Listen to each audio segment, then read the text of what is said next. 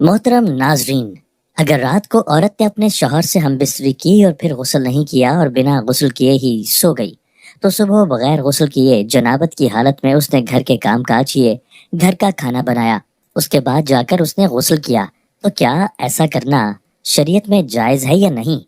یعنی کیا جنابت کی حالت میں عورت گھر کے کام کاج کر سکتی ہے یا نہیں؟ اس کے علاوہ غسل جنابت کا درست طریقہ کیا ہے؟ یہی ہماری اس ویڈیو کا موضوع ہوگا۔ محترم ناظرین، غسل کرنے میں اتنی تاخیر کرنا تو جائز ہے۔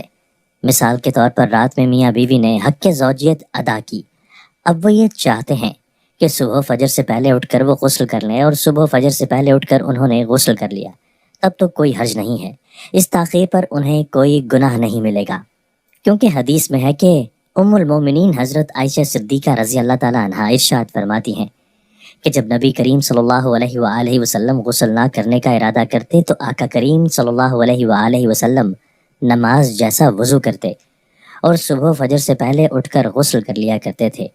اب کسی نے اگر اس طرح کیا ہے کہ رات میں غسل واجب ہوا اور صبح فجر سے پہلے انہوں نے اٹھ کر غسل کر لیا، تب تو کوئی حرج نہیں ہے، انہیں کوئی گناہ نہیں ملے گا، لیکن غسل میں اتنی تاخیر کرنا کہ نماز ہی قضا کر دینا، اب چونکہ نماز قضا ہوئی تو نماز کا چھوڑنا، نماز کا قضا کرنا، یہ ایک بہت بڑا گناہ ہے۔ اب ان کے اوپر توبہ بھی لازم ہے اور اس نماز کی قضا بھی کریں گے جو انہوں نے چھوڑی ہے، تو اس طرح کرنا بالکل بھی جائز نہیں ہے۔ شریعت اس چیز کی بالکل اجازت نہیں دیتی، اس طرح کرنے سے میاں بیوی گنہگار ہوں گے۔ اتنی تاخیر کرنی نہیں چاہیے کہ نماز کا وقت ہی نکل جائے۔ دو نمازوں کے درمیان غسل واجب ہوا تو دوسری نماز کے وقت ختم ہونے سے پہلے غسل کر کے نماز ادا کر لینا یہ ضروری ہے۔ اب دوسرا مسئلہ کہ جنابت کی حالت میں عورت گھر کے کام کاج کر سکتی ہے، کھانا بنا سکتی ہے یا نہیں؟ تو محترم ناظرین، عورت بالکل ایسا کر سکتی ہے، اس میں کوئی حرج نہیں ہے۔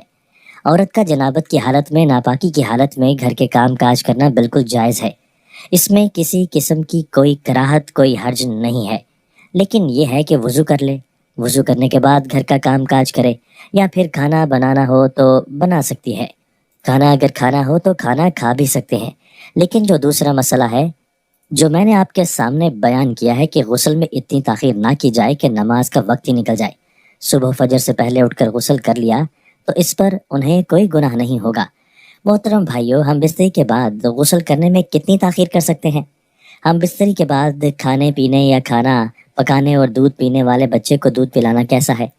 ہم بستری کے بعد افضل یہی ہے کہ آدمی جلد غسل کر کے پاک صاف ہو جائے، لیکن اگر نماز کے وقت تک غسل کو مؤخر کر دے تو گناہ گار نہیں ہوگا۔ اگر ہم بستری کے بعد سونا ہو تو بہتر یہ ہے کہ آدمی استنجا اور وضو کر لے، پھر سو جائے اور پھر بیدار ہو کر غسل کر لے۔ چنانچہ مشکات شریف کی روایت میں ہے، جس کا مفہوم کچھ یوں ہے کہ حضرت عمر فاروق رضی اللہ تعالیٰ عنہ نے سرکار دو عالم صلی اللہ علیہ وآلہ وسلم سے عرض کیا کہ مجھے رات کو جنابت لاحق ہوتی ہے، تو آپ صلی اللہ علیہ وآلہ وسلم نے فرمایا کہ اسی وقت وضو کر کے سو جایا کرو۔ یہ وضو کرنا جنبی کے سونے کے لیے طہارت ہے، یعنی جنبی وضو کر کے سویا تو گویا وہ پاک سویا، لہٰذا اس حدیث سے معلوم ہوا کہ جس سے رات کو احتلام ہو جائے یا جماع سے فراغت ہو اور اس کے بعد سونے کا ارادہ یا بوجہ کسی ضرورت بے وقت غسل جنابت میں تاخیر کا خیال ہو تو ایسی شکل میں جنبی کا وضو کر لینا سنت ہے۔ اتنی بار اور سمجھ لیجئے کہ شریعت سے تو یہ معلوم ہوتا ہے کہ صورت مذکورہ میں وضو کیا جائے، اس کے بعد وضو خاص کو دھویا جائے، حالانکہ ایسا نہیں ہے، بلکہ صحیح مسئلہ یہ ہے کہ پہلے وضو تناسل کو دھونا چاہیے، اس کے بعد وضو کرنا چاہیے۔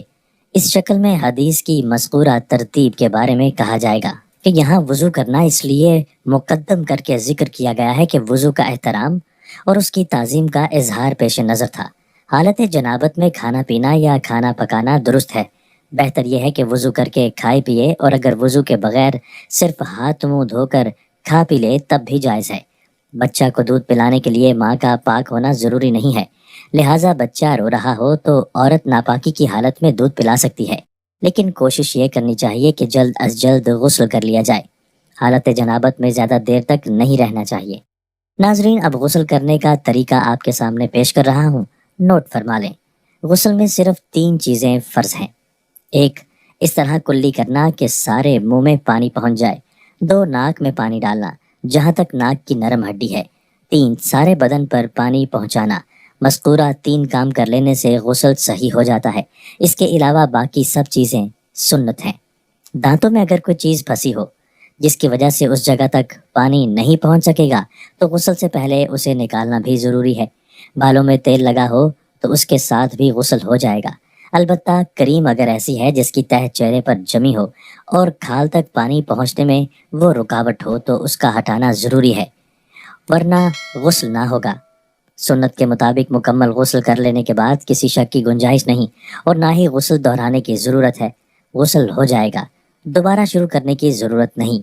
تو محترم ناظرین، یہ تھی ہماری آج کی ویڈیو۔ ہم امید کرتے ہیں کہ آپ کو ہماری آج کی یہ ویڈیو پسند آئی ہوگی۔ میں اللہ تعالیٰ سے دعا کرتا ہوں کہ اللہ تعالیٰ ہم سب کو شریعت کے مطابق زندگی گزارنے کی توفیق عطا فرمائے۔ اللہ تعالیٰ ہمارے سب کے صغیرہ کبیرہ گناہوں کو معاف فرمائے۔ یا رب العالمین، ان کاموں سے جن سے تو نے منع کیا ہے ان سے ہماری حفاظت فرما، ہماری کمی پیشی معاف فرما اور ہمارا خاتمہ ایمان پر فرما۔ ناظرین، کمنٹ باکس میں اللہ تعالیٰ کے 99 ناموں میں سے ایک نام ضرور ٹائپ کریں۔ شکریہ۔